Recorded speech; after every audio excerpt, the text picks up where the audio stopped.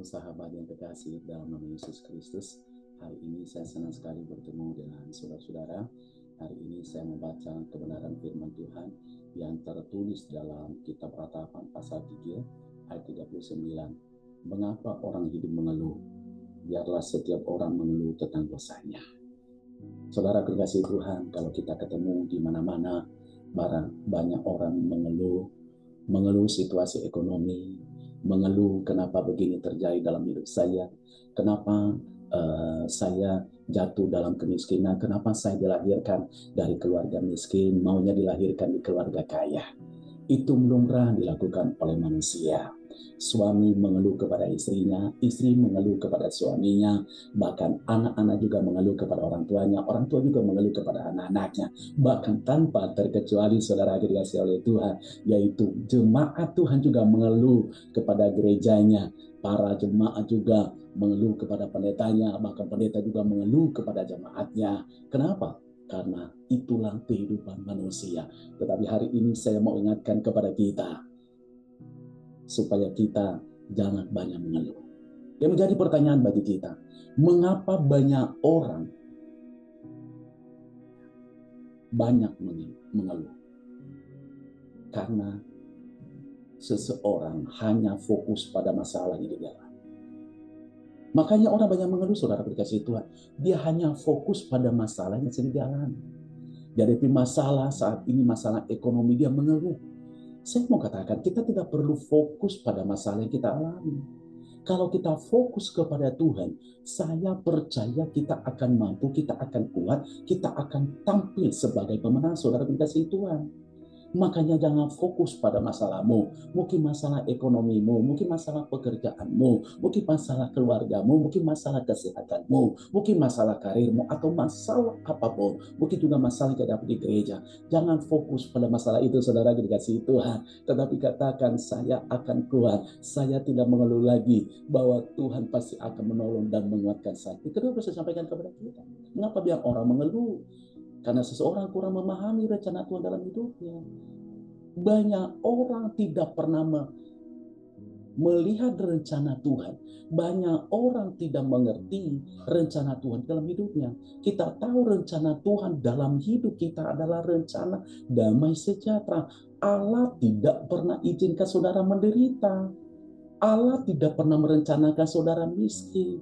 Allah tidak pernah merencanakan saudara untuk tidak punya apa-apa. Ya, harus kita mengerti rencana Allah dalam hidup kita supaya kita sehat sebenarnya.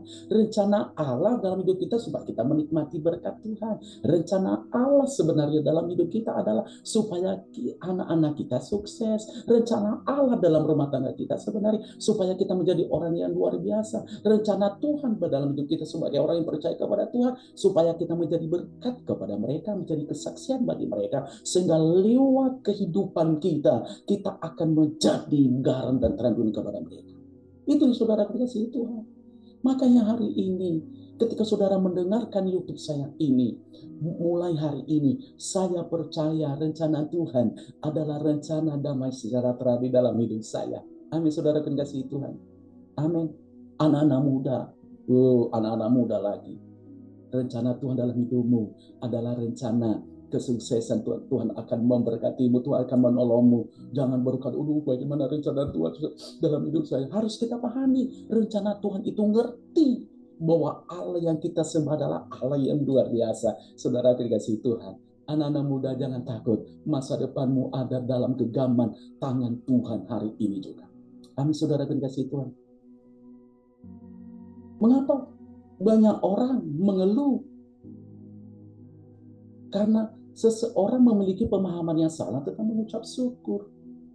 Banyak orang berkata, kalau saya mengucap syukur kalau saya sudah diberkati Tuhan, saya sukses, saya menikmati rumah yang baru, jabatan saya naik. Salah, saudara dikasihi Tuhan.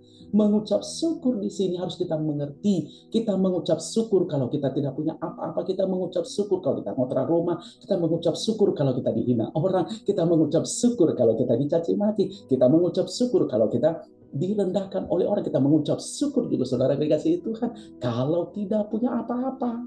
Loh, mungkin gimana kamu bisa mengucap syukur Bapak Pendeta? Sekali lagi sakit. Saya mau katakan tidak. Kita harus mengucap terima kasih Tuhan. Engkau memberikan kepada saya sehingga saya kuat dalam penyakit ini. Mungkin udah, saya nggak punya beras Bapak Pendeta. Bagaimana saya mengucap terima kasih? Kita mengucap syukur kepada Tuhan. Tuhan terima kasih kalau hari ini saya percaya walaupun kami tidak punya beras di rumah, tapi kami percaya Tuhan sanggup memberkati kami. Kalau burung-burung di udara Tuhan pelihara, kalau bunga bangku Tuhan dan lebih daripada mereka kebesaran selalu, apalagi saudara dan saya sebagai biji mata Allah, Tuhan akan memberkati kita.